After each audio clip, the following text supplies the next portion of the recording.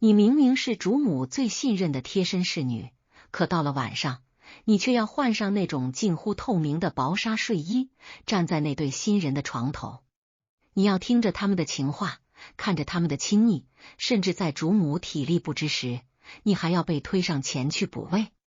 为什么古代男子一定要在卧室里放这样一个活监控？为什么这些丫鬟被折磨了一整夜，还要感恩戴德？今天我就带你走进那个荒唐又真实的古代私密世界。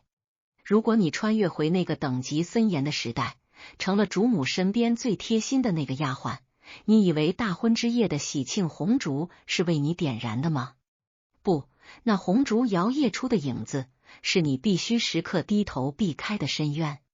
当你接过那身轻薄如蝉翼，甚至有些透光的丝绸睡衣时，你其实已经交出了自己作为人最后的尊严。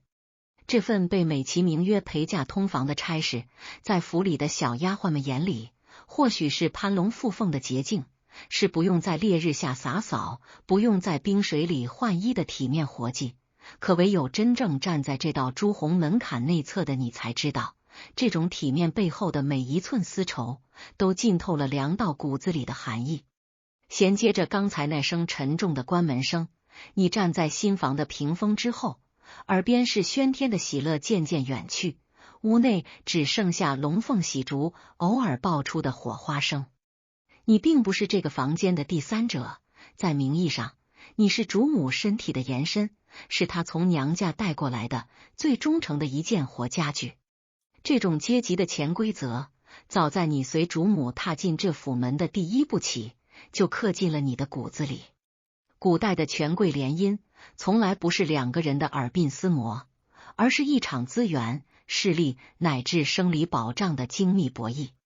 主母贵为千金大小姐，她带你过来，是为了在完全陌生的婆家建立起一道牢不可破的防线。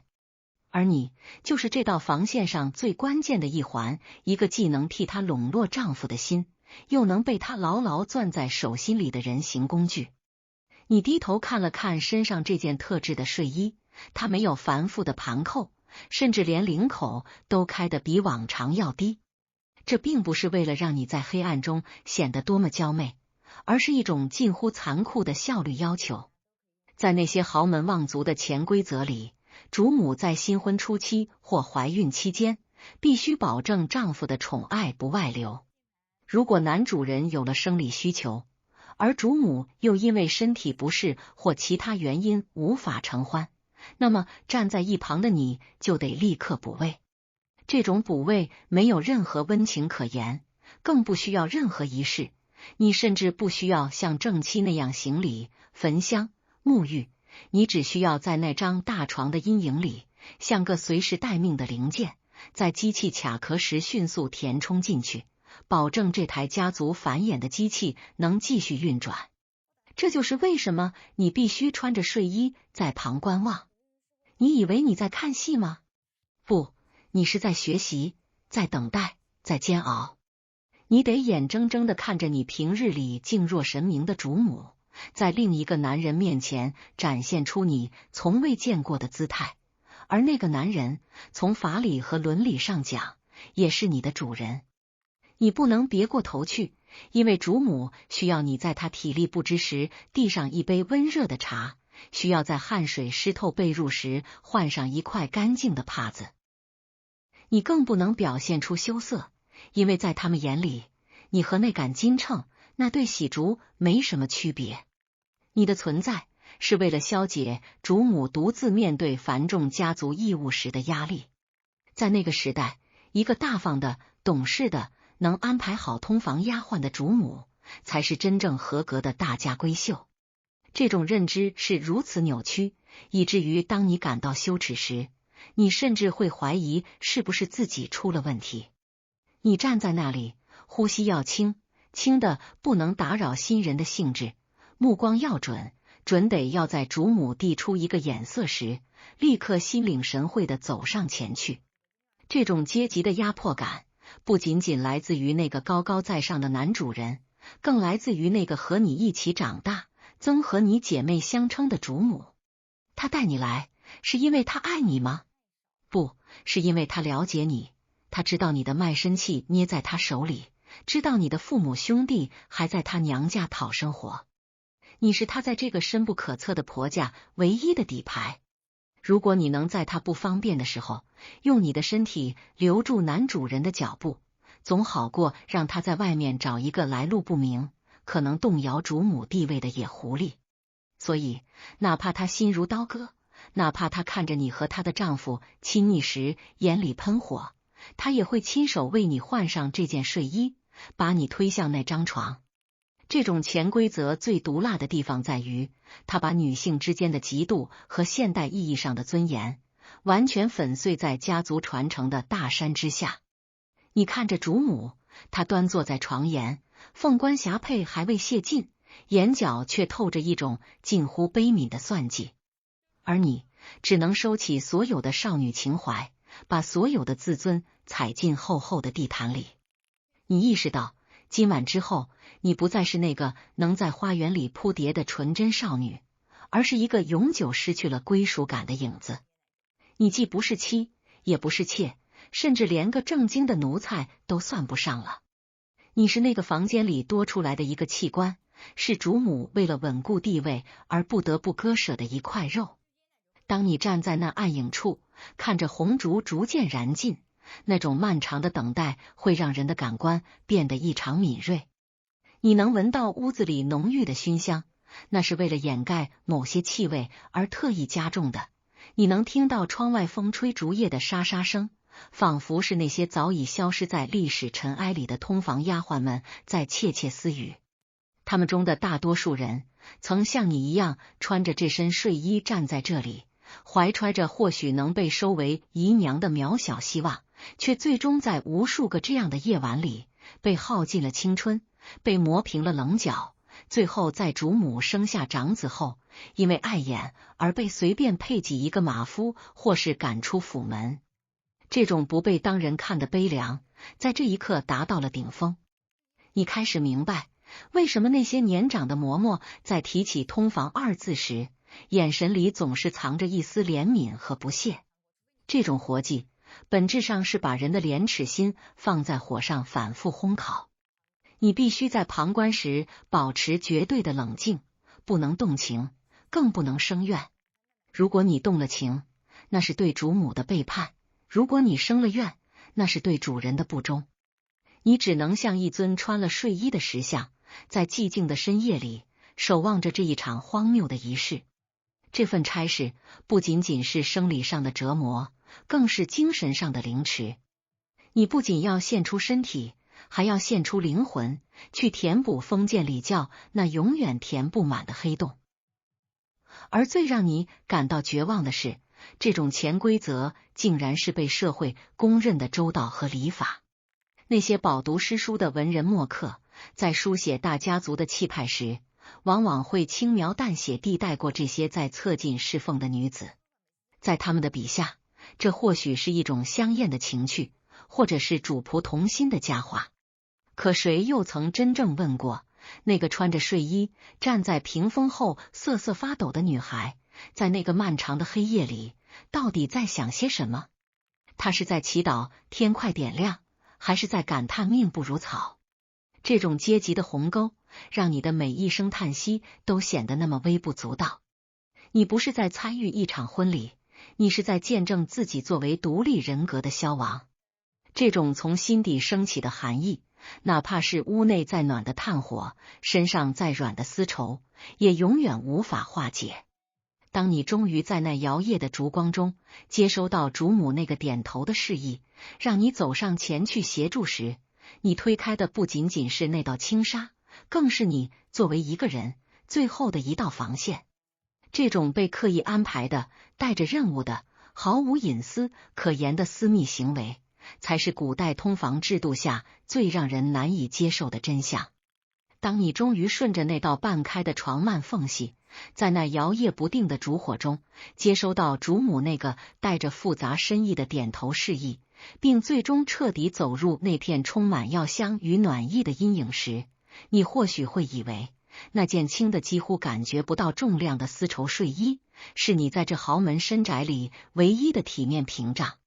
可事实上，当你真正近距离触碰到那些昂贵的绫罗绸缎，当你感受到那冰凉的丝绸紧贴着你因为紧张而泛起冷汗的肌肤时，你才会猛然惊觉，这件所谓的睡衣根本不是为了遮羞，更不是为了防寒，它是一把被层层丝绸包裹住的钝刀，正一寸一寸地割开你作为女性的最后一丝自尊。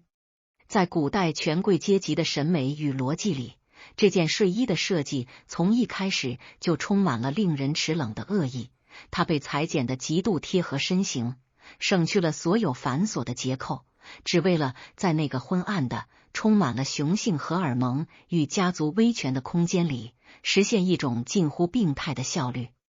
这种效率背后，隐藏着一种将人彻底物化的羞辱逻辑。那种逻辑像是冬日里渗进门缝的冷风，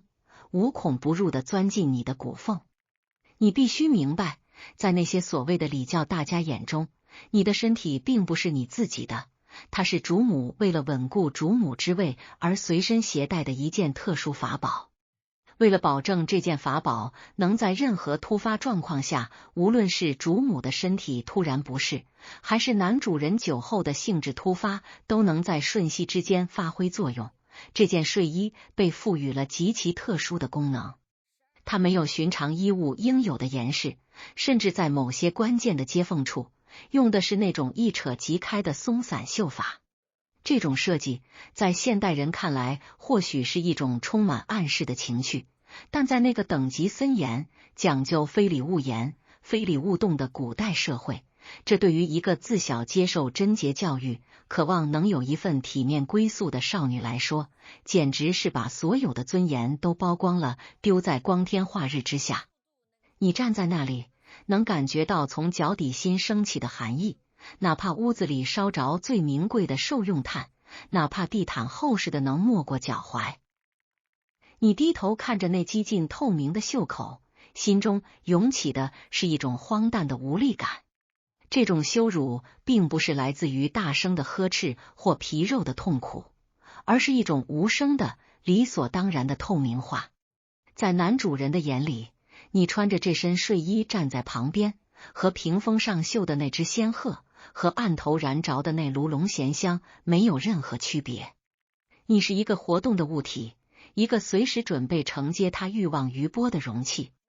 而主母，那个平日里教你读书写字，甚至在生病时还会亲手为你喝粥的女人，此刻正用一种审视物件的目光打量着你。她在确认这件睡衣是否足够方便，确认你是否能像她预想的那样，在最关键的时刻替她挡住那些她无法销售却又不敢推脱的家族义务。这种逻辑最令人难以接受的地方在于，他把一种极端的私密行为转化成了一种公开的、带有协作性质的劳动。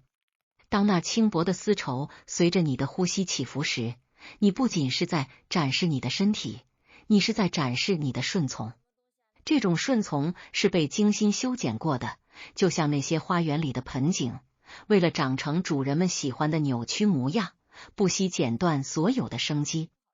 你穿着这件睡衣，本质上是在向整个府邸宣告，你放弃了对自己身体的解释权。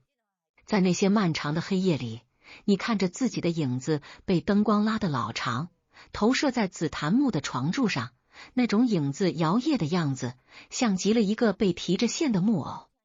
你必须学会在这种羞辱中寻找一种近乎麻木的平衡点，你不能流露出一丝一毫的反抗，因为在那样的环境下，反抗意味着你连这件丝绸睡衣都没得穿，会被直接贬为最下等的粗使丫鬟，在那暗无天日的换衣房里耗尽余生。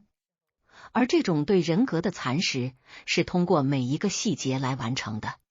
比如这睡衣的颜色通常不是那种正红的喜庆，也不是纯白的圣洁，而是一种略显轻浮的桃红或是嫩柳绿。这种颜色在正妻的衣柜里是绝对不会出现的，它是专门为你们这些通房定制的，象征着一种次等的、带有玩弄性质的身份。当你穿着它穿梭在卧房的阴影里，这种颜色的视觉暗示无时无刻不在提醒你，你只是这个房间里的点缀，是主菜旁边的配碟。这种心理暗示比任何肉体折磨都要持久，它会慢慢渗透进你的梦里，让你在多年后，哪怕已经离开了这个房间，只要一闭眼，就能想起那抹刺眼的颜色，以及那种被某种无形的力量定在原地动弹不得的屈辱感。更有甚者，这种羞辱逻辑还延伸到了共用的概念上。在某些极端的案例中，这些睡衣甚至不是专属某一个丫鬟的，而是作为一种公用的职业装，由府里的嬷嬷统一管理。当一个丫鬟因为种种原因无法站班时，另一个丫鬟就会接过这件沾染了前人泪水与汗渍的丝绸，继续站在那个位置。这种对个体独特性彻底的否定，才是封建礼教最杀人不见血的地方。他告诉你们，你们每个人都是可以被替代的，就像这件衣服一样，坏了可以补，旧了可以换，唯一不变的是它所承载的那种卑微的功能。你站在那儿，听着身后的床榻上传来细碎的声音，你能感觉到男主人的目光偶尔掠过你的肩膀，那目光里没有尊重，只有一种上位者对玩物的审视。你紧紧攥着那丝质的裙角，指甲深深抠进掌心里，唯有这点疼痛能让你保持一丝清醒，让你不至于在那种令人窒息的羞辱感中彻底崩溃。这种生活在外人看来或许是锦衣玉食，或许是近水楼台，但只有你自己在每一个午夜梦回时知道，这身睡衣之下包裹着的是一颗早已支离破碎的心。那种羞辱逻辑像是一道永远无法愈合的伤疤，随着时间的推移，虽然不再流血，却在每一个阴雨连绵的日子里隐隐作痛地提醒着你，你曾在那最华丽的房间里活得最不像一个人。当你逐渐习惯了这种透明的存在，当你开始学会用那一层薄如蝉翼的丝绸来包裹自己所有的情绪时，真正的悲剧才刚刚开始。因为你会发现，这种羞辱逻辑不仅仅作用于你的身体，它更在潜移默化中改变了你看待世界的方式。你开始观察主母的一举一动，不是为了学习她的高贵，而是为了模仿她的神态，好让自己在接下来的补位中表现得更像一个合格的替代品。这种自我的异化，让你在不知不觉中成为了那个压迫系统的同谋。你穿着那件睡衣，站在镜子前，看着镜中那个熟悉又陌生的身影，你会突然感到一种巨大的恐惧。那个曾经在田野间奔跑，为了一个肉包子就能开心半天的女孩子，到底去哪儿了？取而代之的是这个眼神空洞，随时准备走入黑暗阴影的影子。这种从内而外的对女性人格的系统性摧毁，才是这件睡衣背后最让人胆战心惊、难以直视的真相。它不仅仅是一件衣服，它是一套严密的刑具，在每一个寂静的夜晚无声的行刑。当那种从内而外的对人格系统性的摧毁在每一个寂静夜晚无声行刑时，你便会发现，那件薄如蝉翼的睡衣不仅束缚了你的躯体，更将你变成了一个被剥夺了隐私权的全天候待命的活监控。你站在那紫檀木屏风的阴影里，视线穿过层层叠叠的轻幔，被迫直视那些原本该被掩盖在黑暗与静谧之中的最私密的细节。在古代权贵家庭的卧房里，你不是一个观摩者，而是一个必须时刻保持警觉的记录仪。这种视觉与心理上的双重压迫，像是一张密不透风的网，将你死死扣在那个充满了暧昧与权力博弈的方寸之地。你不仅要忍受身体的僵硬，更要忍受那种看着别人在床榻上翻云覆雨，而自己却必须像尊石像般守候在侧的极度扭曲感。这种全方位的监视要求，在那个标榜礼教的时代，竟然成了一种被主母默许、被男主人受用的生活常态，其背后的心理动因远比表面上看到的伺候起居要阴暗得多。衔接着那种对自我人格的彻底否定，你必须学会在这种近乎公开的处境下，磨练出一种近乎冷酷的洞察力。主母需要你的这双眼睛，她需要你盯着男主人的每一个细微表情，盯着他在情动之时的每一句梦呓，甚至要你观察他在床榻之上的体能与兴致。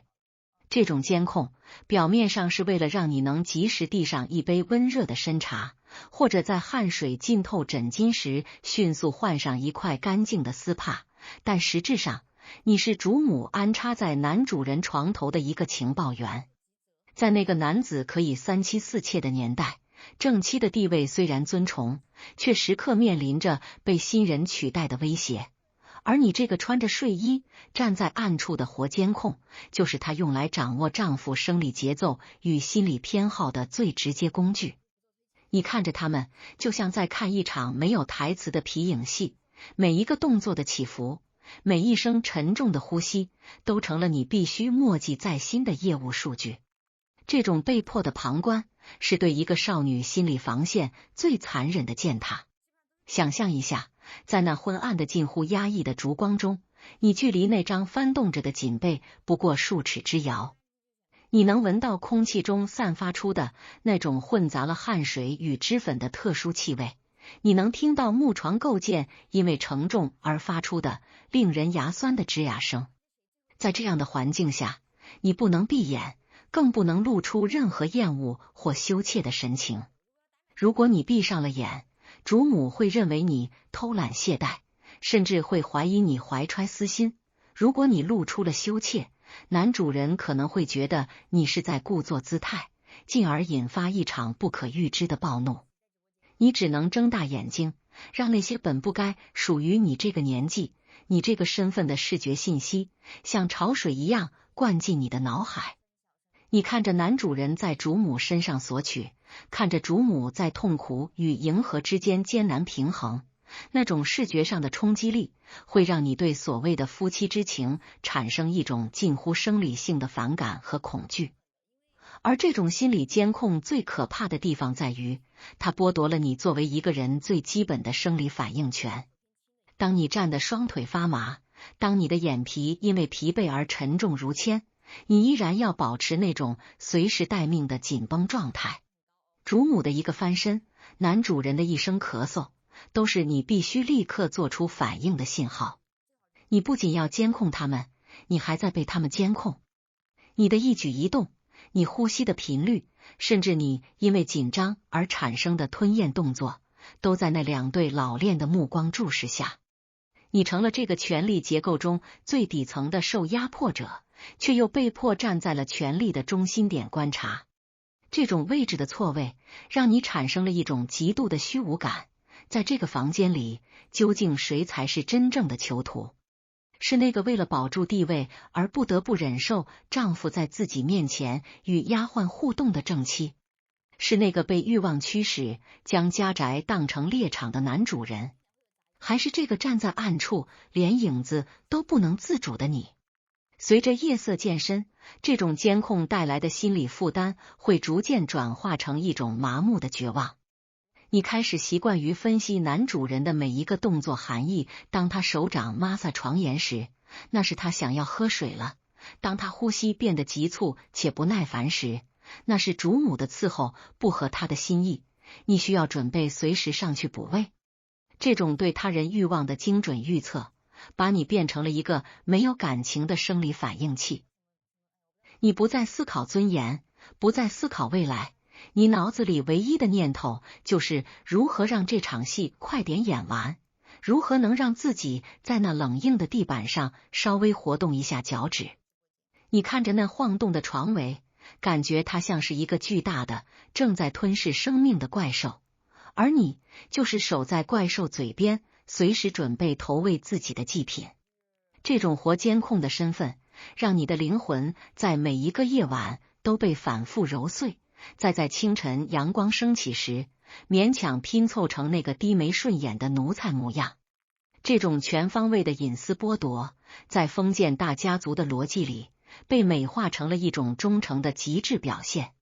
主人们认为，只有当你见过他们最丑陋、最私密、最失态的样子，你才算是真正被纳入了这个家族的核心圈层，你才真正具备了被信任的资格。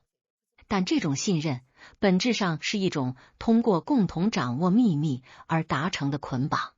因为你看到了、听到了、记录了那些不能对人言说的瞬间，所以你这辈子都注定无法逃离这堵高墙。你成了一个活生生的秘密容器，而为了防止这个容器漏水，他们会用各种手段进一步锁死你的社交空间，让你除了主母的卧房，再无立足之地。你穿着那件睡衣，在旁观中失去了对爱的向往，失去了对性的尊严想象，剩下的只有对权力赤裸裸的畏惧。当你站在那儿，看着红烛滴下的蜡泪凝结成狰狞的形状，你会突然意识到，这种监控逻辑其实也是一种驯化。他们通过让你不断直视这些冲击性的画面，彻底摧毁你心中对纯洁、平等和自我的认知。当一个女孩习惯了在这种环境下生存，她就会变得像那些深宫里的老嬷嬷一样，眼神阴冷且算计。她不再觉得三人同房是荒谬的，反而会觉得这是生存的必修课。这种心理上的异化，才是通房制度下最让人难以接受的软暴力。它不仅仅是让你看，它是要让你在看的过程中心悦诚服地接受这种阶级压迫，让你觉得主母的疲惫就是你的疲惫，男主人的快感就是你的荣耀。这种强行的心理共振，让你彻底沦为了依附于他人生活的寄生品，你的私人领域被完全夷为平地，取而代之的是一片荒芜的、只能种下奴性的焦土。当你终于熬到了更鼓敲响，当那张大床上的动静逐渐平息，你依然不能松劲。你还要继续监控后续的每一个细节，他们是否需要清洗，是否需要更换衣物，是否已经进入梦乡。只有当确定所有的后续服务都已就绪，你才能退回到屏风后的那个狭窄小榻上，在那残留着羞辱与压迫感的空气中，闭上那双早已干涩的生疼的眼睛。但这闭眼并不代表监控的结束，因为在梦里，那些摇晃的床幔，那些暧昧的喘息，那件如影随形的丝绸睡衣，依然会像梦魇一样缠绕着你。你这个活监控，终究监控掉了自己原本灿烂的人生。这种视觉上的近距离摧毁和心理上的持续性霸凌，构成了古代通房丫鬟生活底色中最浓重的悲凉。这种让人窒息的压迫感，随着夜色的每一分凝重而加深，直到你彻底丧失了作为独立个体的感官。当那种近乎窒息的作为活监控的感官压迫在漫长黑夜里逐渐磨平了你的感知，当你已经习惯了在那摇曳的烛影中像尊石像般引入屏风的暗处时，最残酷的现实往往会在这种病态的平静中陡然撕裂。那种衔接着监控视角的心理折磨，很快就会转化为一种更具实质性也更让人不寒而栗的身体义务，那就是在封建宗法制度下，通房丫鬟被赋予的最核心也最卑微的功能，一种生物意义上的备胎与代孕。这种功能被文人们用贤惠与周全包装的冠冕堂皇，但在你那件轻薄的几乎藏不住战力的睡衣之下，它其实是一场关于身体主权最彻底的掠夺。你站在那里，不仅仅是为了看，更是为了随时准备顶替那个名义上高贵，实则同样被生育枷锁紧紧扣住的主母，去承接那些他无法销售，却又必须有人承担的繁衍任务。在那个时代的逻辑里，女人的身体被划分为等级森严的阶梯，而你所处的这一阶，恰恰是主母用来缓冲压力、抵御外敌的肉盾。每当主母身体欠安，恰逢经期，或者是那最为关键却也最为凶险的10月怀胎期间，你的这件睡衣就不再仅仅是旁观的礼服，而成了冲锋陷阵的战袍。这种补位没有任何温情脉脉的仪式，更没有红烛高照的尊重，它往往发生在一个极其尴尬且突兀的瞬间。或许是男主人酒后的兴致未减，而主母已然疲惫不堪，面露难色；又或许是主母为了表现自己的大度，在男主人进房的那一刻，就亲手把你从阴影里拉了出来。那种感觉，就像是你明明是一个有血有肉的人，却在那个瞬间被当成了一个可以随时替换的零件，塞进了一台冷冰冰的名为家族传承的庞大机器里。这种代孕与补位的前功能，在深宅大院的博弈中，被主母视为一种极其高明的防御战术。你必须明白，主母带你入府，绝非是因为姐妹情深，而是因为在这个充满敌意的婆家里，她需要一个完全受控的生育替身。与其让丈夫去那些烟花之地寻欢作乐，或者是那一个背景复杂、心思活络的小妾来分宠，不如用你这个卖身契攥在自己手心里，家小都在娘家拿捏着的通房。在他的计算里，你的身体就是他的延伸，你若是怀了孕，那孩子名义上也是要记在他名下的；你若是得了宠，那恩泽最终也会回流到他这个引荐人身上。这种把同性当作工具，把生育当作筹码的算计，在那个充满檀香味的卧房里，散发出一种比腐烂的尸体更让人作呕的气息。而你穿着那件特制的，为了方便随时进入状态而裁剪的睡衣，成了这场算计中最核心也最无声的牺牲品。真的被推上前去承接那原本不属于你的目光与触碰时，那种灵魂脱离肉体的荒诞感会达到顶点。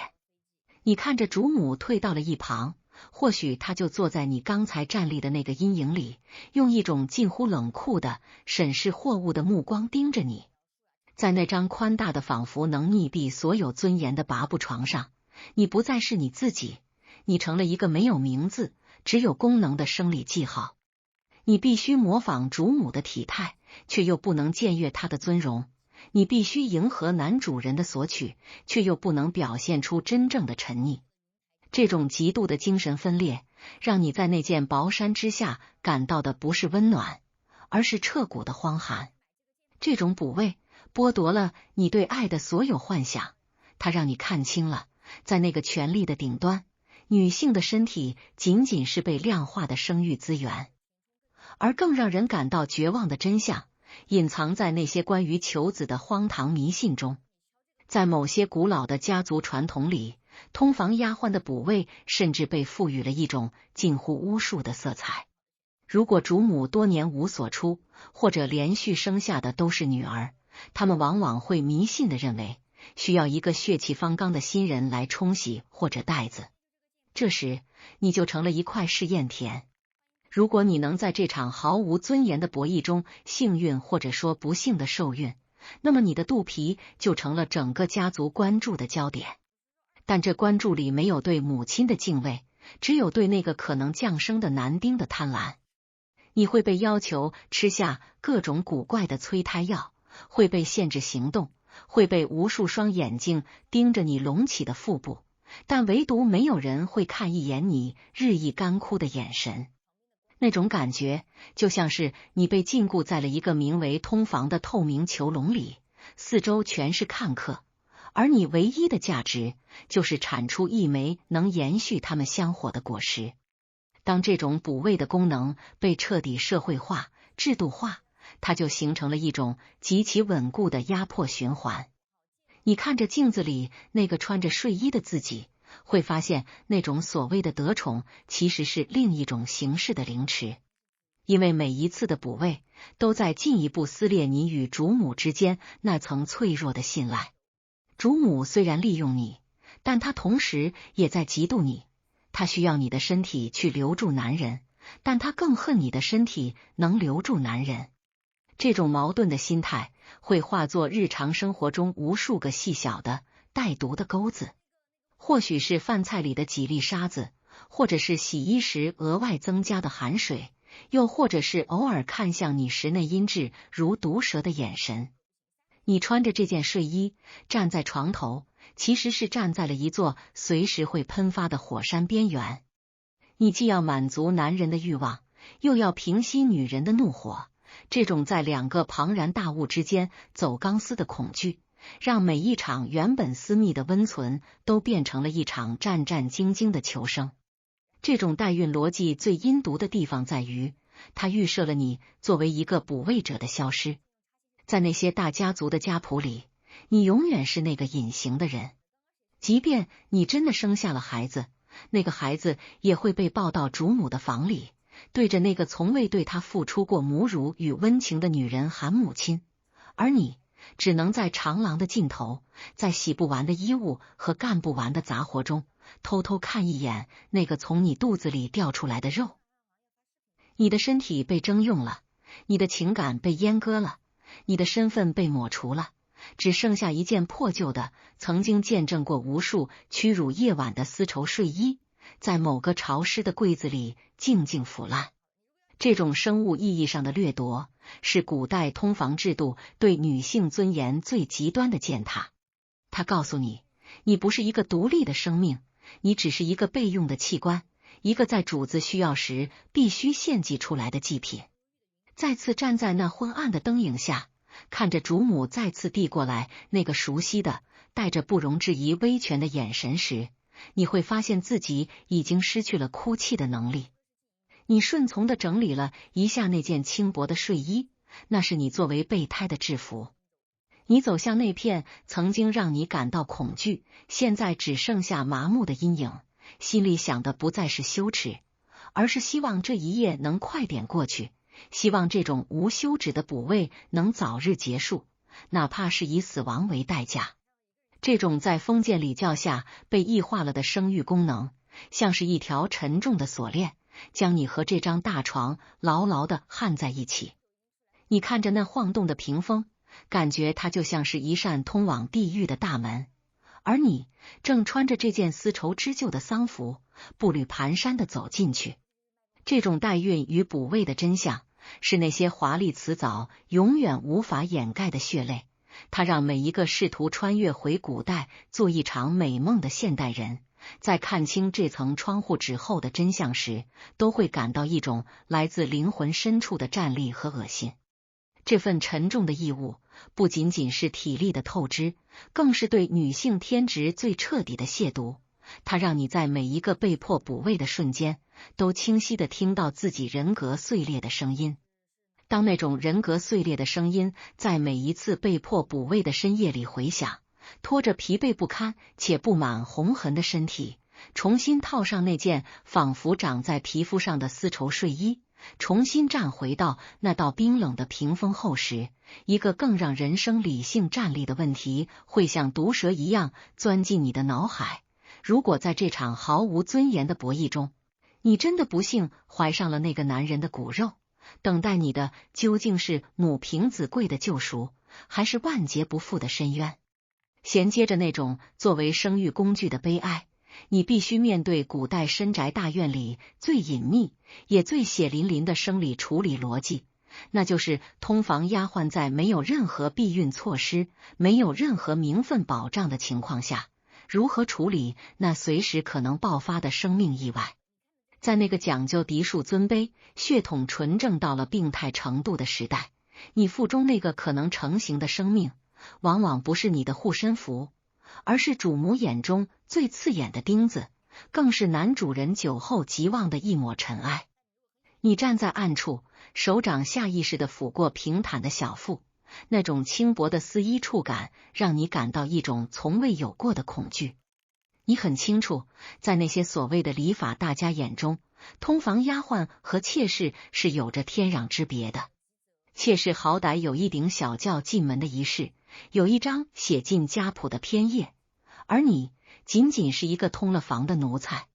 这意味着你生下的孩子，在律法和伦理上根本不能管你叫母亲，甚至连庶出的身份都带有一种洗不掉的奴籍烙印。于是，关于生理需求的善后处理，就成了一场发生在你身体里的无声的屠杀。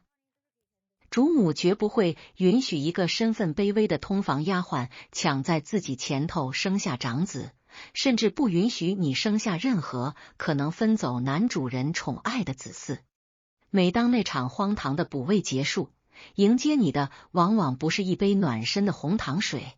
而是一碗由老嬷嬷端来的苦涩的让人舌根发麻的良药。那碗药在府里的私语中被称为避子汤，但在你眼里它就是化骨散。你必须当着主母或老嬷嬷的面，一滴不剩的喝下去，任由那种阴冷的药性在你的五脏六腑里翻江倒海，强行关闭你作为女性最天然的生育开关。那种药往往含有大量的红花、麝香或是其他虎狼之药，长期饮用不仅会让你宫寒体弱，更会让你在年纪轻轻时就断了红潮，容颜枯槁。这种对生理机能的暴力干预，是权贵阶层为了维护血统纯洁而设下的第一道关卡。你穿着那件睡衣，忍受着腹部阵阵如刀绞般的绞痛，却还要强撑着笑脸去伺候主母起身，去洗涤那些见证了你屈辱的床单。这种生理上的摧残与心理上的羞辱交织在一起，让你在每一个清晨都感觉自己像是一具正在行走的干尸。然而，最可怕的情况并不是喝药，而是要失效了。当那个小生命在没有任何期待的情况下，悄然在你这个卑微的躯壳里扎根时，你会发现，你所期盼的母性光辉瞬间会被一种死亡的阴影所笼罩。你开始拼命的遮掩，用布条紧紧勒住逐渐丰腴的腰身，在那件轻薄的睡衣下藏起你日益沉重的呼吸。你不敢呕吐，不敢失酸，甚至不敢在主母面前露出一丝疲态，因为你很清楚，一旦被发现，你面对的可能不是一碗避子汤，而是一根用来催落死胎的木棒，或者是被随便扣上一个偷汉子的罪名，乱棍打死后扔进乱葬岗。这种对生理怀孕的极端恐惧，让你在面对男主人的宠幸时，产生了一种近乎痉挛的排斥。那种本该是生命繁衍的喜悦，在通房丫鬟的生命里，变成了一场关于生存的恐怖游戏。即便你真的命大，熬到了显怀，熬到了主母为了表现贤惠不得不让你生下来的地步，那等待你的结局也足以让你肝胆俱裂。你会被挪到最偏僻、最潮湿的小黑屋里，没有产婆的悉心照料，只有几个眼神阴冷的婆子盯着你，拼死拼活生下那个孩子，你甚至连看一眼他眉眼的权利都没有，就会被立刻抱走。如果是个男孩，他会被抱到主母膝下，认贼作母，从此锦衣玉食。而他长大后最羞于启齿的隐疾，就是有你这样一个身份卑贱的亲生母亲。如果是个女孩，她或许能留在你身边，但等待她的大概率是重复你的老路，成为下一个大家族里穿着丝绸睡衣站在屏风后的牺牲品。这种血脉被强行割裂的痛苦，是任何生理上的折磨都无法比拟的。你站在卧房的角落里，听着主母在和男主人讨论哪家的婢子要更见效，那种语气就像是在讨论哪种除草剂更能杀灭田间的杂草。你的存在，在他们的生理逻辑里，是被允许排泄欲望的垃圾桶，却唯独不能是承载生命的子宫。这种极度的双重标准，把你作为一个女性的生理尊严践踏到了泥土里。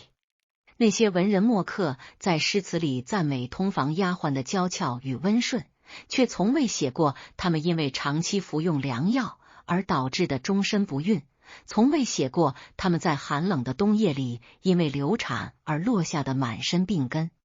这种生理上的债，他们要用一生去偿还，而债主却是那个给了他们一件丝绸睡衣，让他们站在床头观战的家族。随着年龄的增长，这种生理摧残的后果会愈发明显。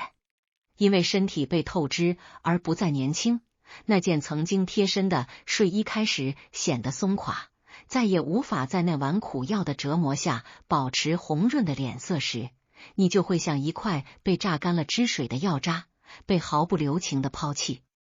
你会发现，你不仅没有孩子可以依靠，甚至连一副健康的体魄都没有留下。你只能在那阴暗的下房里，听着新来的、更年轻的丫鬟穿着同样的睡衣走过长廊，听着那种熟悉的丝绸摩擦声，那种声音在寂静的夜里听起来就像是新一轮屠杀的序曲。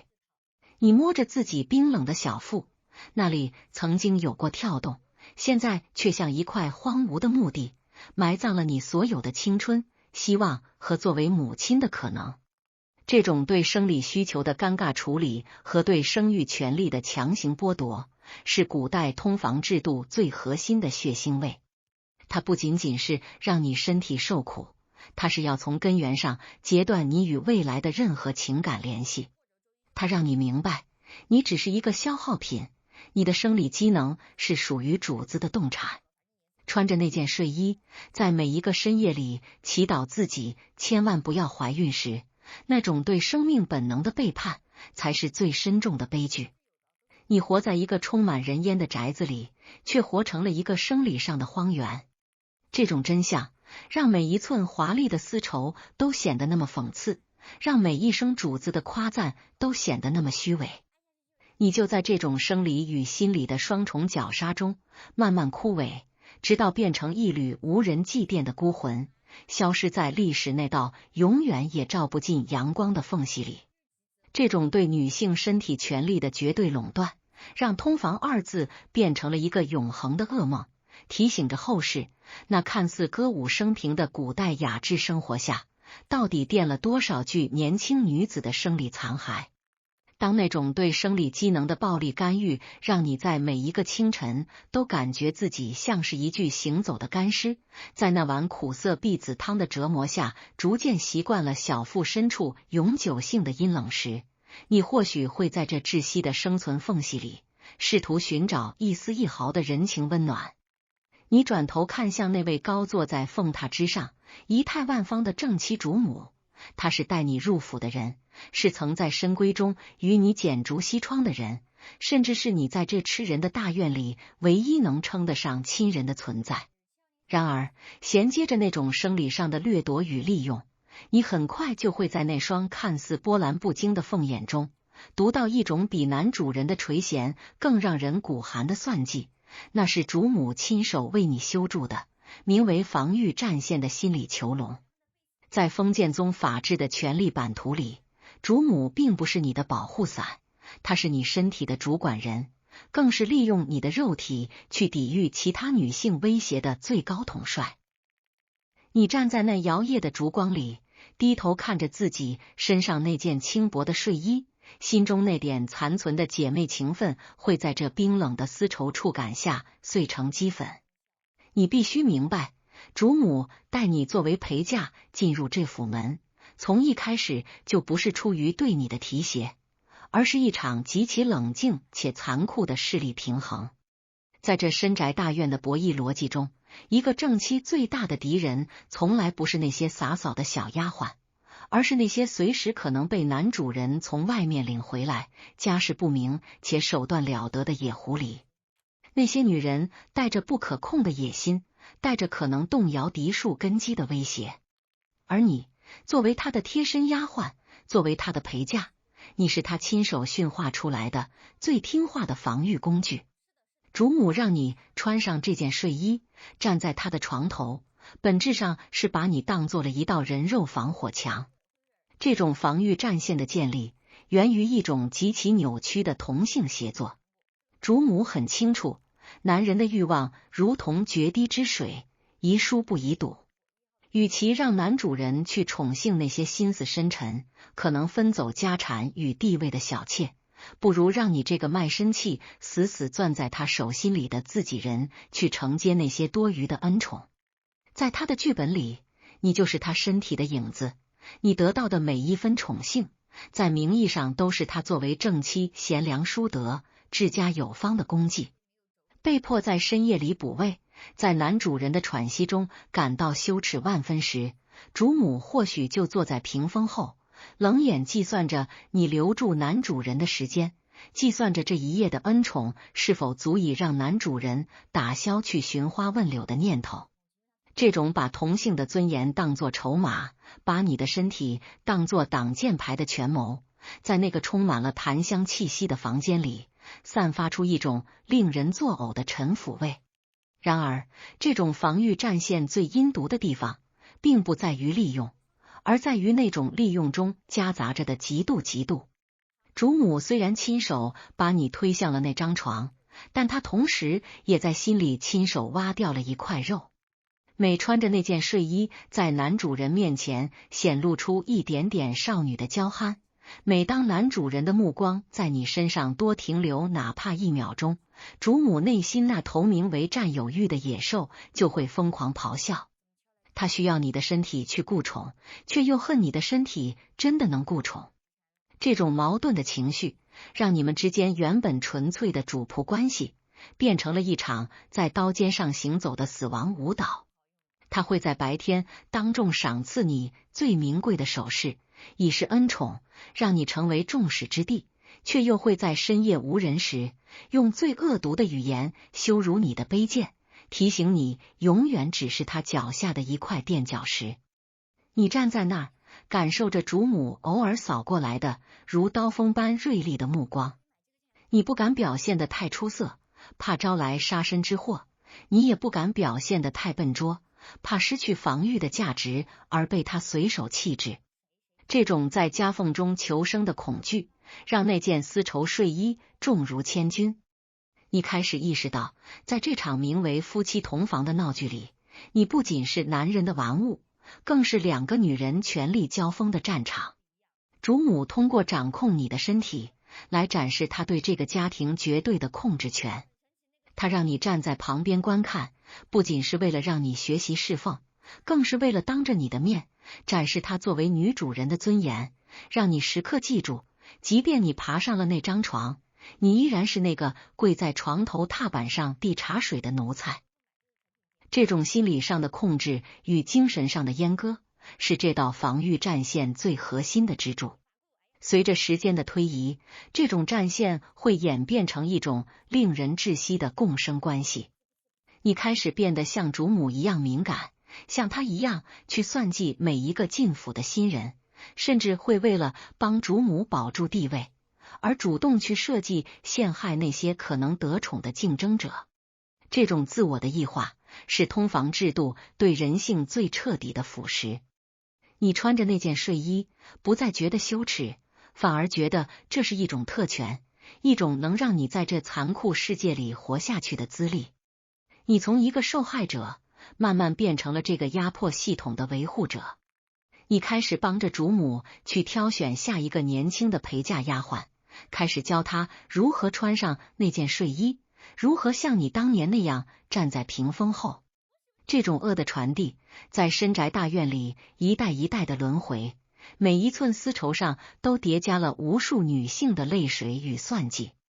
主母的这道防御战线，最终会把你磨成一把没有任何感情的利刃。他通过这种方式，成功的把男主人的欲望圈禁在他的势力范围内，代价却是你一生的幸福和作为一个人的全部可能。在这种逻辑下，没有真正的赢家。主母虽然保住了名分，却永远失去了丈夫完整的爱。男主人虽然享尽其人之福，却从未真正把身边的人当成平等的人看。而你，则是那个在战壕里被耗尽了青春的无名族。偶尔在那昏暗的铜镜里看到自己，你会发现那张脸已经变得如此陌生，那种眼神里透出的阴鸷与防备，竟然与主母如出一辙。你开始明白，这道防御战线守住的不是家庭的和谐，而是封建宗法制度下那具腐烂透顶的骨架。这种主仆间的复杂博弈，在每一个沉默的深夜里反复上演。你穿着那件为了迎合男权审美而存在的睡衣，站在主母预设的防御位置上，看着红烛滴泪，听着夜风穿堂。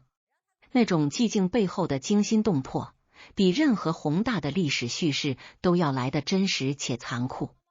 你意识到，你这辈子都无法跨出这道战线了。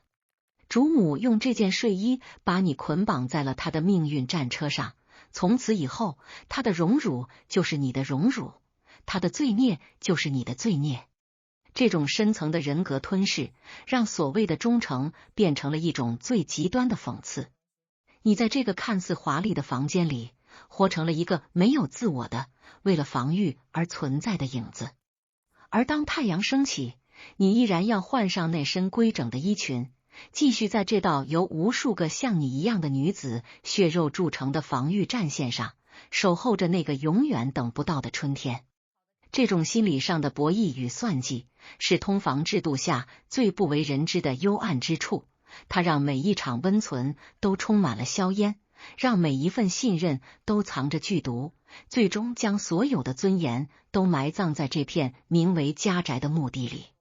当那种主仆间令人窒息的博弈在黎明前的最黑暗处渐趋沉寂，当那道由丝绸与算计铸成的防御战线在疲惫中暂时松弛，你作为这长夜里唯一的清醒者，必须面对另一种极其琐碎却又极度卑微的真实。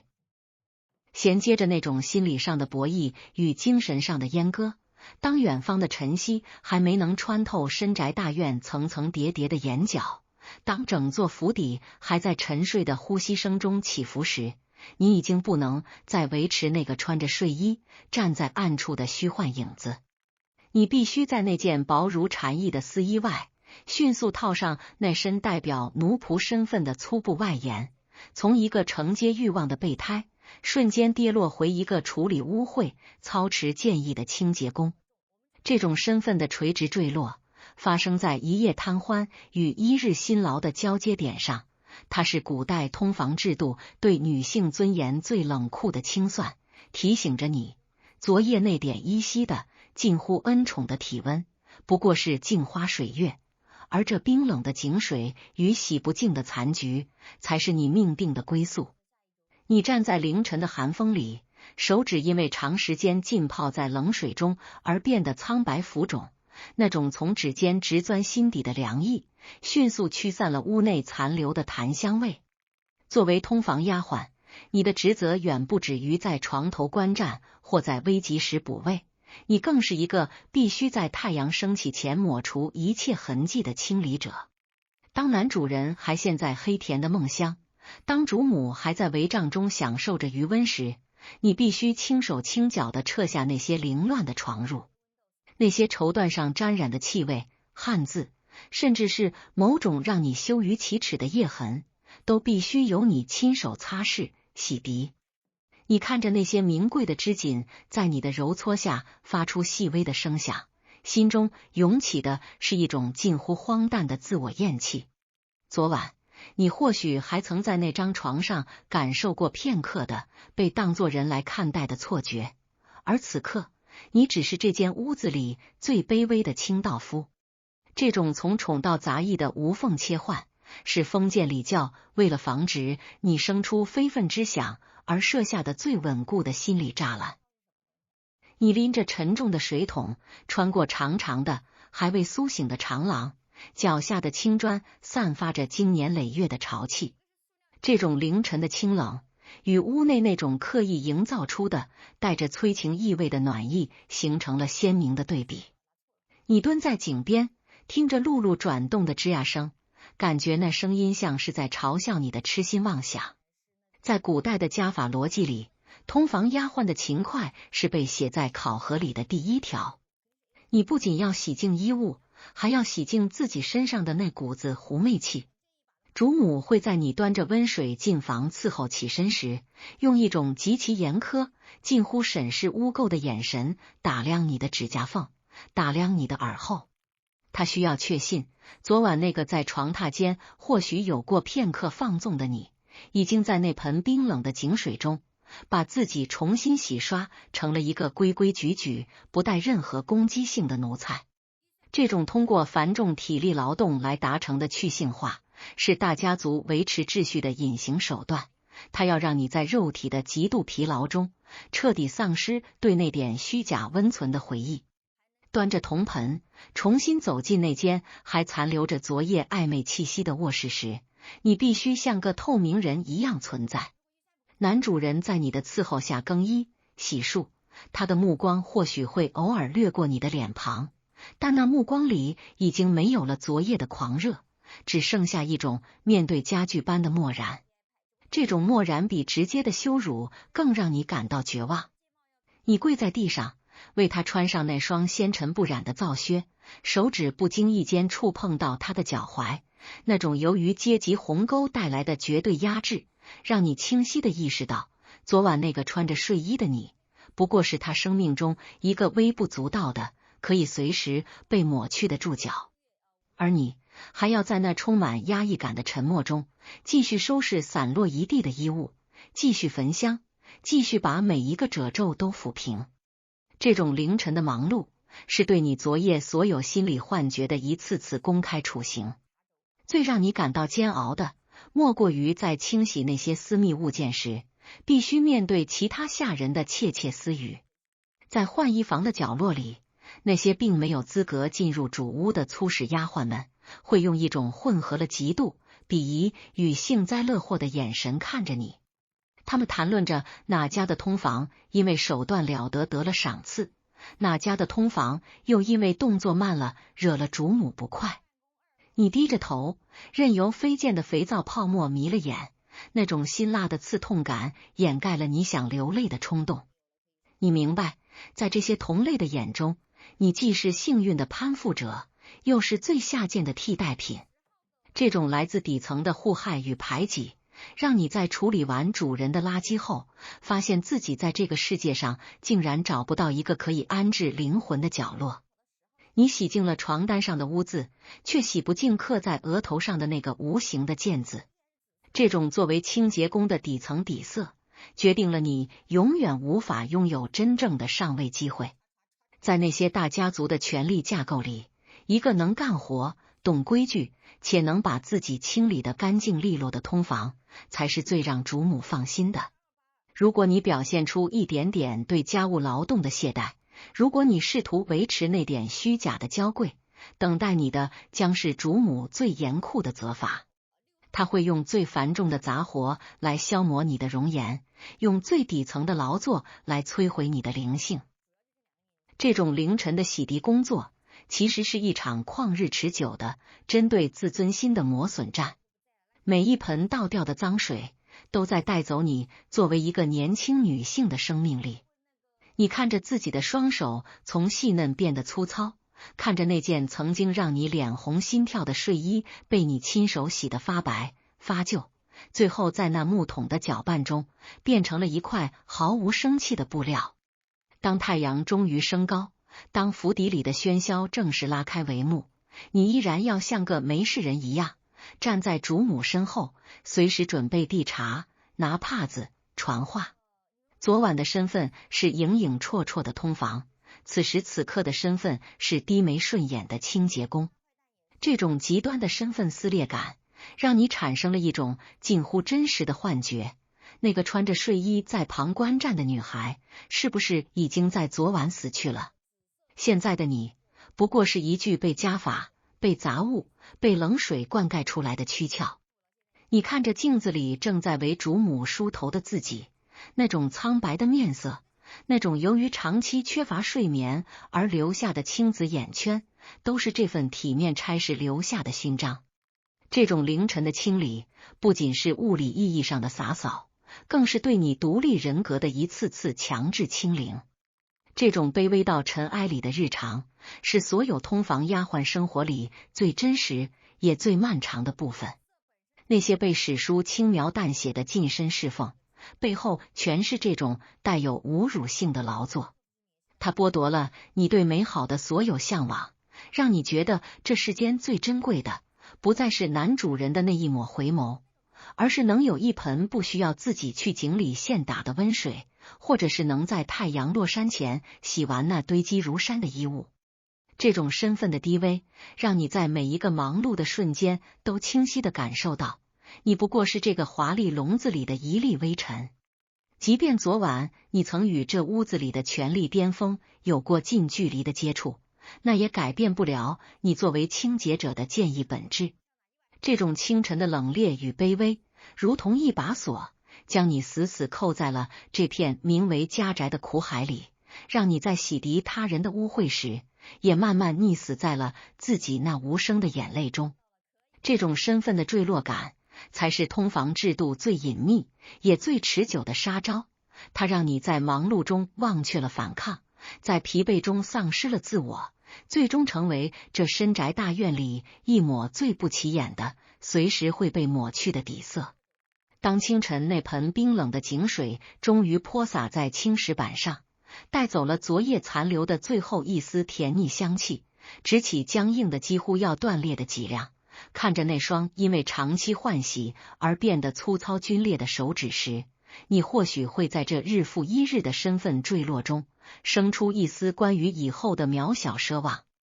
你看着主母鬓边那只摇曳生姿的金步摇，听着隔壁院子里新姨娘娇嗔的笑声，那种衔接着底层劳作与权力边缘的危机感，会像一条色彩斑斓却带着剧毒的藤蔓，顺着你的脚踝悄然攀爬，将你拖入一场名为晋升之路的诅咒之中。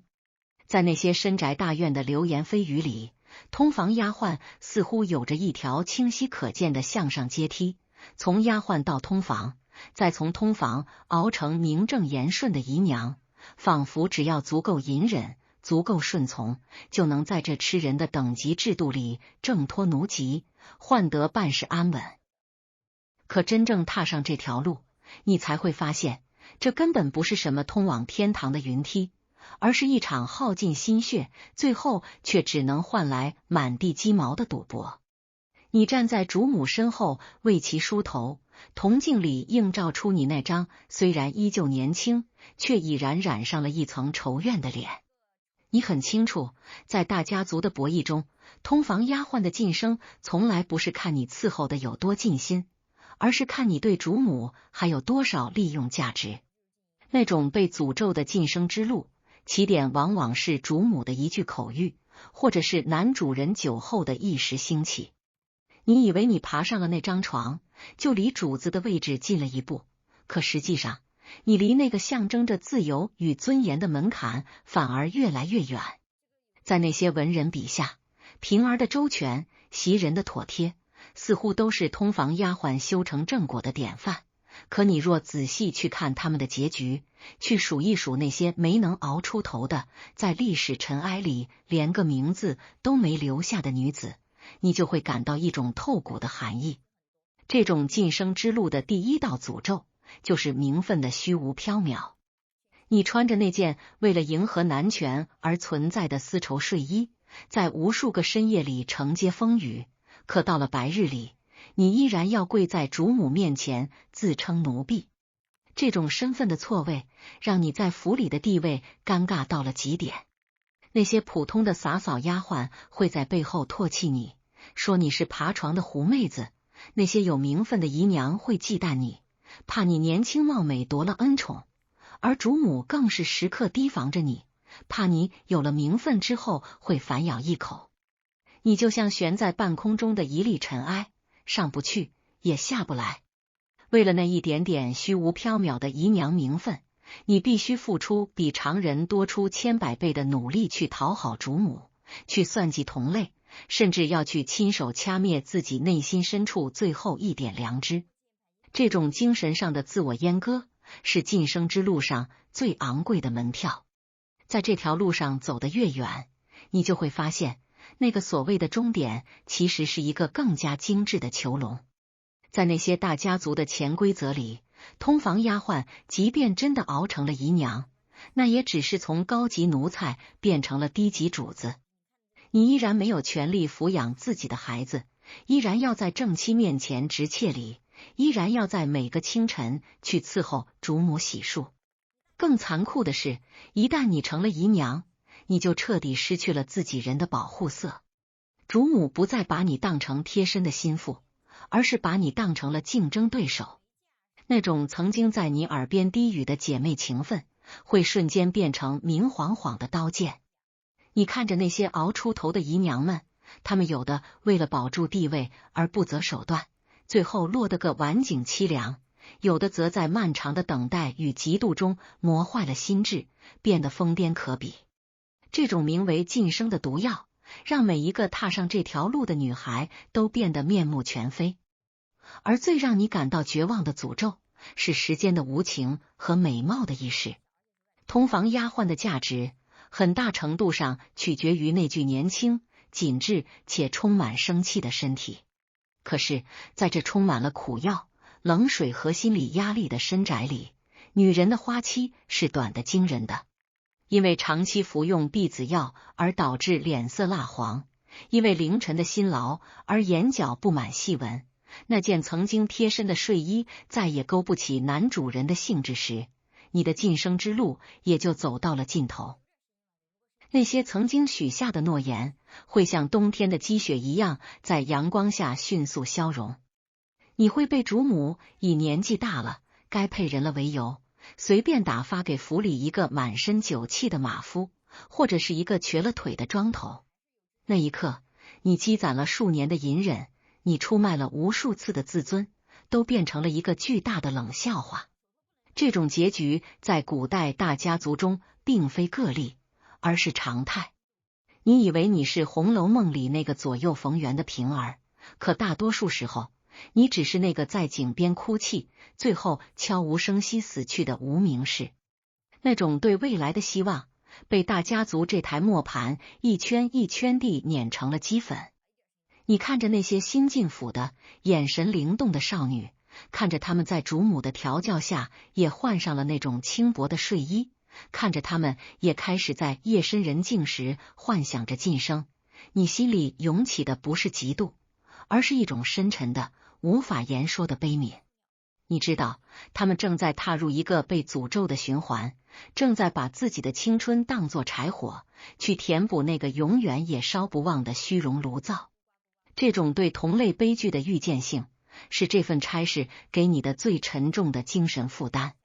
晋升之路上的每一步，其实都是在向魔鬼出卖灵魂。为了能让主母满意，你可能要去监视其他的丫鬟；为了能让男主人多留一会儿，你可能要学会那些让你自己都觉得恶心的媚态。这种自我的异化，让你在照镜子时感到一阵阵的恶心。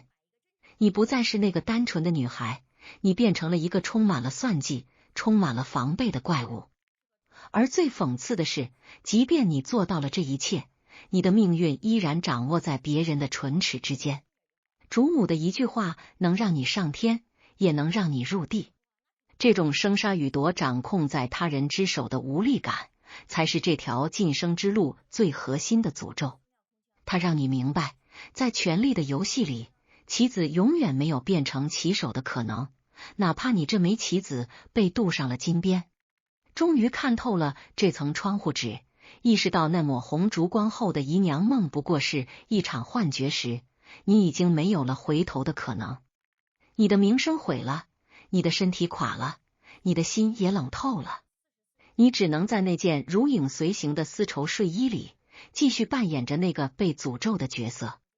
你看着窗外那一圈又一圈的围墙，感觉它们就像是这晋升之路的终点。无论你爬得多高，你依然被困在这四角的天空下。这种对命运的终极领悟，带给你的是一种近乎死寂的平静。你不再期待晋升，不再期待恩宠，你只求在下一个凌晨的冷水里，能少一分刺骨的疼痛。这种被诅咒的人生，在那个歌舞升平的时代里，像是一首无声的哀歌，诉说着成千上万通房丫鬟那被制度、被欲望、被所谓虔诚彻底埋葬的扭曲的一生。这种晋升的假象，是通房制度最具欺骗性的外壳，它让无数女孩在绝望中看到一点微光，却在奔向那微光的过程中，跌入了万丈深渊。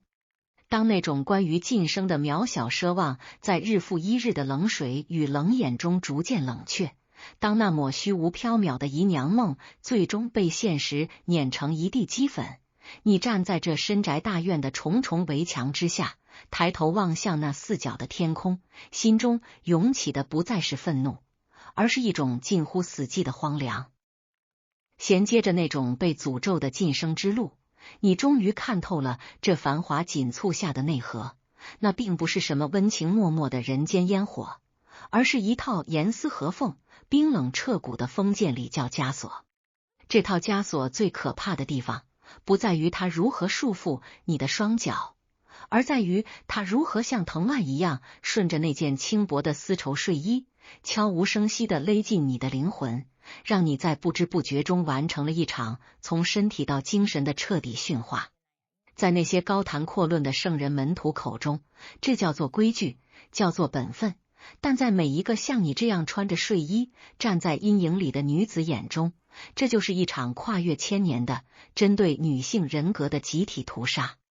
你站在主母的琴脚，看着那一排排整齐划一的加法戒尺，看着那些写满德、颜、容、功的古籍，突然感到一种从未有过的荒诞。你必须学会在这种枷锁下生活，甚至要学会去爱这副枷锁。这种精神上的自我驯化，是通房制度能维持千年的根本原因。你不再反抗那种三人同房的尴尬，反而会因为主母的一次点头，男主人的一次抚摸而感到莫名的荣幸。你不再觉得那碗避子汤是对身体的摧残，反而会觉得那是主母对你识大体的考验。这种心理上的反转，是封建礼教最毒辣的化骨散。它通过无孔不入的道德羞辱和阶级压迫，把你变成了一个自我监视的囚徒。你穿着那件睡衣，不再需要别人来提醒你站位，你的身体已经形成了肌肉记忆，自动地缩进那个卑微的、不为人知的角落。这种精神枷锁是建立在一种极端的孤独之上的。在这座宅子里，没有你的同类，只有你的对手。礼教告诉你要忠诚，但这种忠诚是单向的献祭。你对主母忠诚，他却可以随时把你当成筹码丢弃；你对男主人忠诚，他却连你的生辰八字都懒得记起。在这种极度的不安全感中，你唯有拼命地向那套压迫你的规则靠拢，试图通过成为模范奴才来换取一点生存的空间。你开始用那些束缚你的教条去要求新来的丫鬟，看着他们眼中的灵动一点点熄灭，你心里竟然会生出一种扭曲的快感。那种快感不是因为权力，而是因为你终于在这黑暗的深渊里找到了同伴。这种恶的循环，这种受害者转变为加害者的心理演变，正是封建礼教最想看到的成果。它成功的让被压迫者成为了压迫体系的一部分。你看着窗外那摇曳的烛影，想起那些曾在史书缝隙里一闪而过的名字。那些女子，她们是否也曾像你一样，在无数个深夜里质问过这世道的公允？但很快，这种质问就会被内心的另一个声音压下去，这是命，这是本分。这就是枷锁最深重的一环，它让你认命。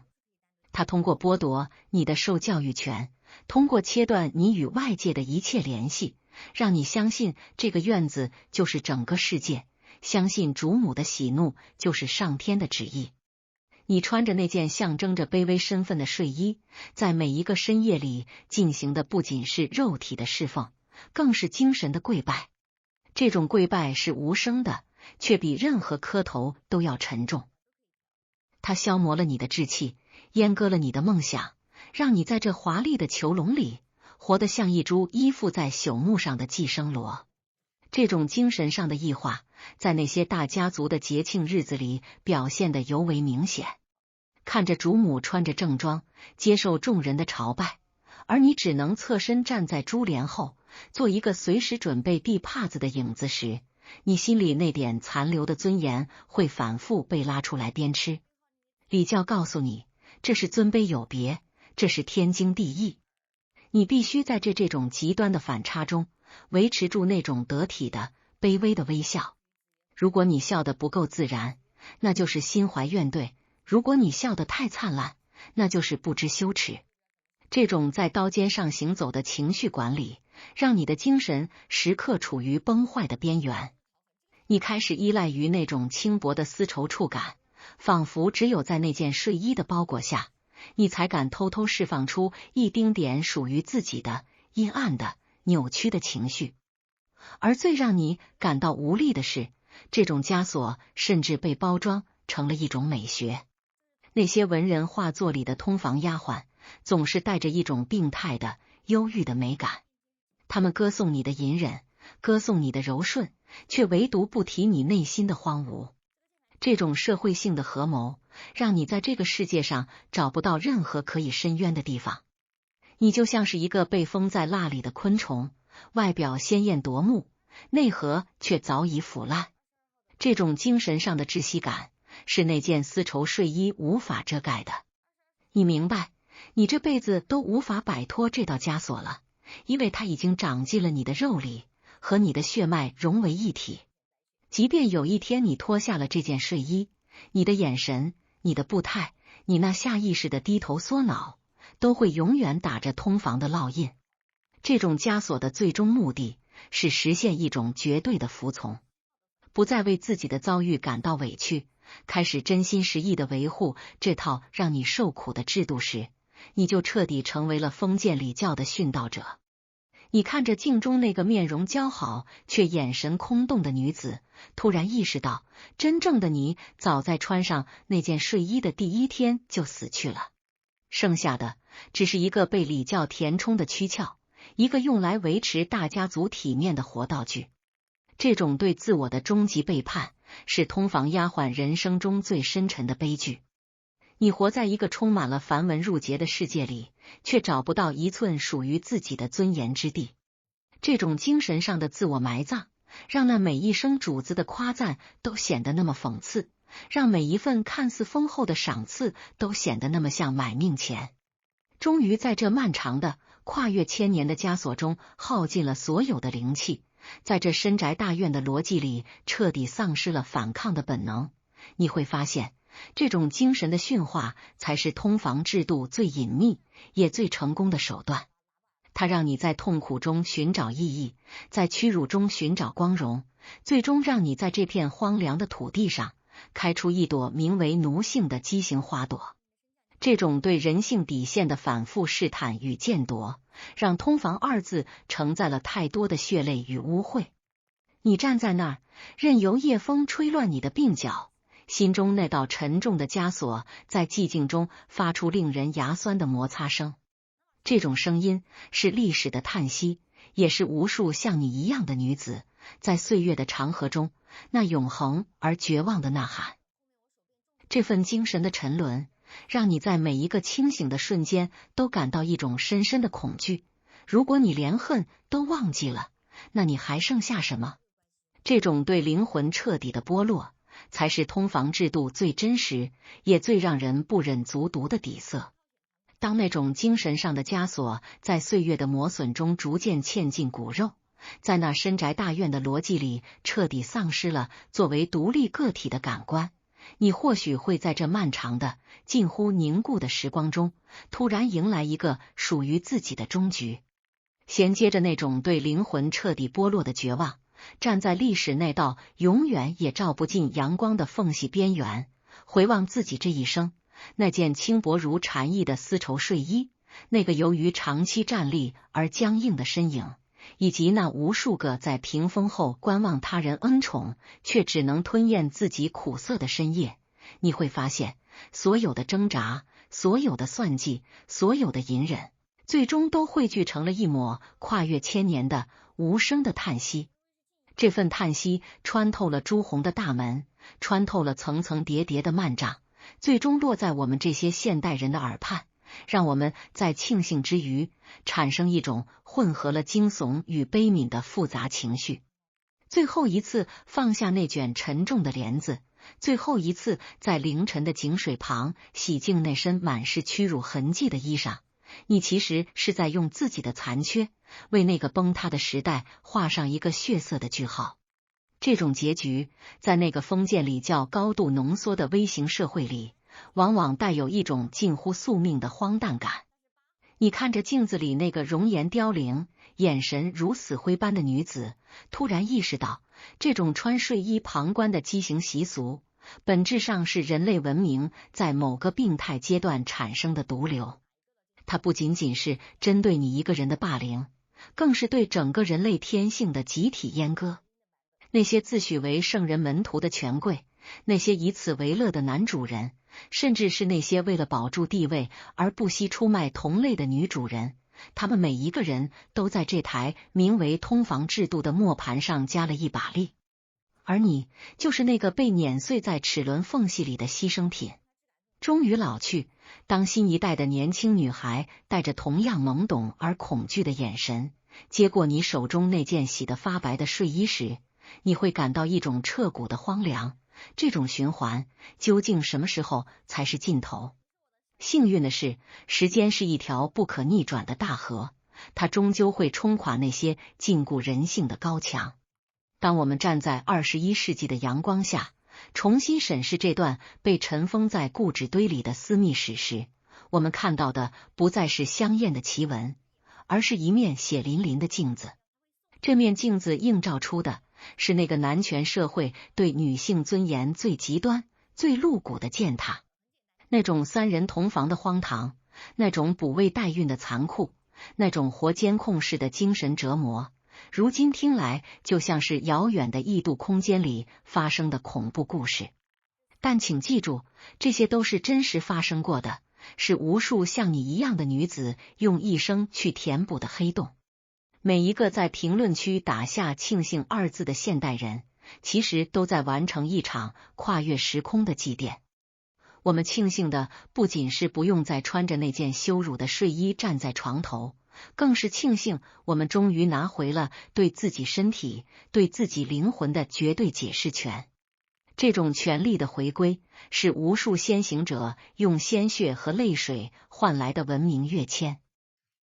你站在历史的彼岸，看着我们这些现代女性可以自由地选择爱人，可以独立地掌握生育，可以在职场上与男性并肩，你那双枯槁的眼睛里是否会闪过一丝不可思议的欣慰？那种曾经让你窒息的必须依靠依附他人才能换取生存空间的逻辑，在今天已经被彻底扫进了历史的垃圾桶。虽然这个世界依然存在不公，虽然性别平等的道路依然漫长，但那种将女性彻底物化为零件和工具的制度，已经永远成为了过去式。这种进步是人类文明最伟大的勋章，它让每一个独立的灵魂都能在阳光下挺直脊梁，而不需要在那暧昧的烛火中弯下腰去。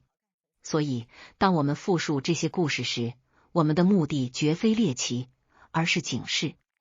我们要让每一个人都记住，当权力被剥夺，当人格被物化，当同类相残成为生存法则时，人性会变得多么狰狞可怖。那件丝绸睡衣其实是一把量角器，衡量着文明与野蛮之间的距离。每当我们提起这段往事，就是在为那些无名的受难者证明，他们不是通房，他们是母亲，是女儿，是渴望被爱也渴望尊严的鲜活的生命。在那漫长的黑夜里，他们的每一声叹息都应该被听见，每一滴眼泪都应该被记录。这种对历史的敬畏，是我们作为后人对他们最好的补偿。最后一次走出那间充满压抑感的卧室，看着那对龙凤喜烛最终燃尽，化作一滩冰冷的蜡泪，你会发现，那种名为通房的枷锁终于松动了。随着时代的巨轮滚滚向前，那些深宅大院倒塌了，那些荒唐的家法失效了，那些曾经高不可攀的主子们也化作了尘埃。唯一留下的是这些关于苦难与生存的叙事，提醒着我们要珍惜这来之不易的平等与自由。这种庆幸不应仅仅停留在口头上，更应刻在我们的认知里。我们要守护住这份尊严，不让任何形式的物化再次死灰复燃。故事讲到这里，那个穿着睡衣站在阴影里的女孩，终于可以从我们的视线中慢慢隐去了。它不再是那个卑微的影子，它变成了一段警示，一个符号，一个让我们反思文明代价的坐标。如果你在听完这一整章的血泪时候，感到胸口有一丝闷痛，感到对那个时代的荒唐有一种生理性的反感，那么这就说明你内心的文明火种正在熊熊燃烧。这种感同身受的痛楚，是我们与那个时代的女子达成和解的桥梁。我们在这座桥梁上向他们伸出手，告诉他们，你们受过的苦，我们都记得，你们没等到的那个春天，我们正走在其中。这种跨越千年的对话，是历史解说类视频最深刻的价值所在。它让我们在剥开猎奇的外壳后，看到那颗最真实、最跳动的人性内核。每一个曾经在这条路上挣扎的灵魂，都值得被温柔对待，即便他们已经消失在岁月的长河里。当我们合上这本写满了屈辱与坚韧的账簿，当我们熄灭那盏摇曳了千年的烛火，我们心中剩下的应该是对未来的坚定。这种从黑暗中汲取力量，从悲剧中寻找光明的过程，正是人类文明不断自我修复、自我完善的动力。你依然站在那个时空的尽头，看着这个截然不同的世界。这里的女孩子可以大声笑，可以勇敢追逐梦想，可以不用在深夜里穿上那件让人羞耻的睡衣。你那双饱经风霜的眼睛里，或许终于可以流出一滴清澈的泪水。那不是委屈的泪，那是解脱的泪。因为你知道，你的噩梦已经终结，而我们的文明正在远航。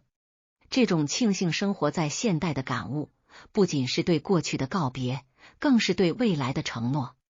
我们要带着这份沉甸甸的记忆，走得更远，活得更精彩，才不枉那些在黑夜里替我们受过苦的女子。如果你也为这些被历史淹没的女性感到一丝心疼，如果你也庆幸自己能呼吸到现代平等空气的自由，请不要吝啬你的表达。在评论区打下庆幸2个字，不仅是对我内容的认可，更是对那段沉重历史的一次集体送别。让我们点赞订阅，让更多人看清那些华丽外壳下的真相，让我们共同守护这份生而为人的尊严。历史的红烛已经熄灭，但文明的灯火将永不凋谢。下期视频，我将带你去探索那些被时光掩盖的真相。我们下期再见。